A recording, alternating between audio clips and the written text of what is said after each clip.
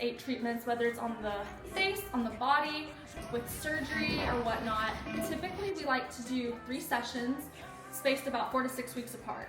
So if you're doing it on your face, we'll have a consultation for anti-aging, and then we'll have you come in, we'll assess your skin, and if we feel like you would definitely benefit from skin tightening and collagen production, we'll have you do a Morpheus treatment.